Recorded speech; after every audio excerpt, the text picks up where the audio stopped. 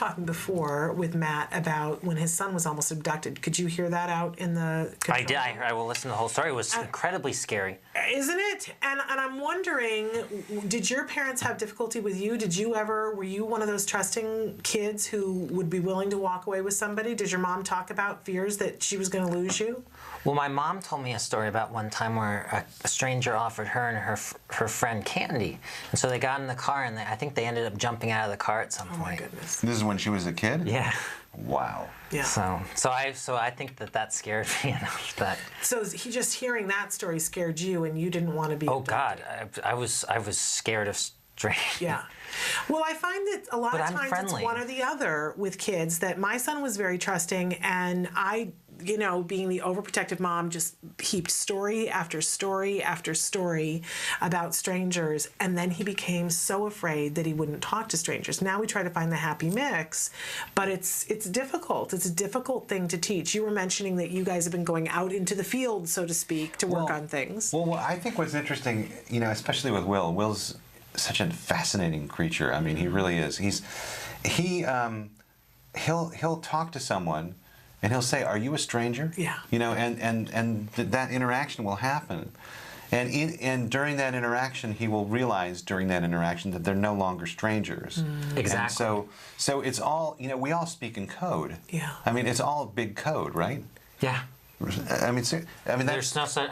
Technically, I when I was a kid, I just talked to everyone, and my mom would talk to everyone at the grocery store, right. And we grew up in, I guess, a small town. Yeah. But there's a differentiation that it's harder to make when you have that blurry line. Well, and it is a blurry line. It is a blurry line. Because I think we're all afraid to be explicit. Right. We're afraid to tell it as it is.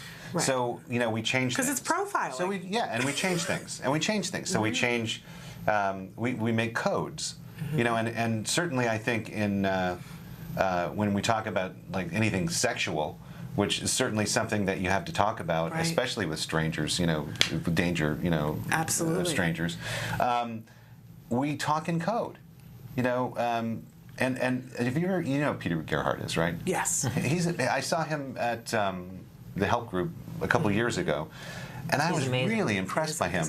And he was talking all about this code and about how you can't talk in code. You have to be completely open about sexuality and what it is. And he was talking about private parts, which is a really simple, very innocent term. Right. And you're talking about private parts, and it's like, well, if those are private parts, what is this? Right. And it's like a public part. It must be the opposite. So Sure. It's just fascinating to me because I never thought about that. I never thought that that could be thought.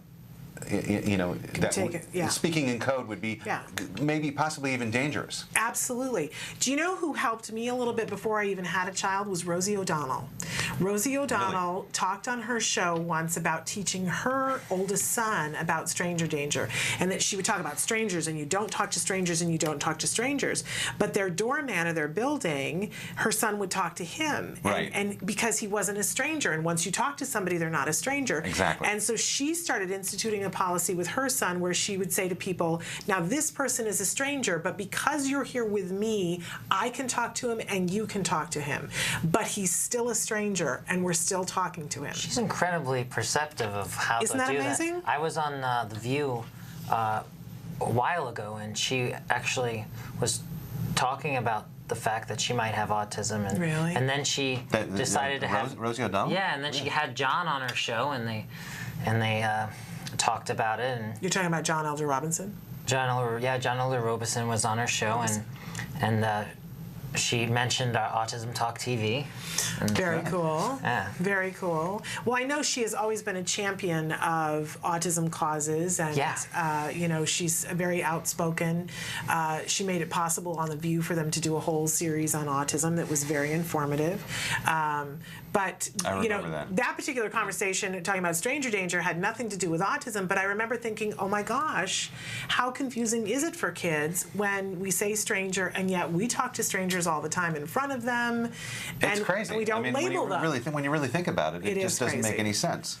Because you have these mixed messages. No, of course, all the time. All Absolutely. the time. And but how do you escape that? How do you get around that? You can't really, because it's the way we live. Right. So, you know, it's a very difficult situation. Absolutely. But being mindful of it, I think, is really important.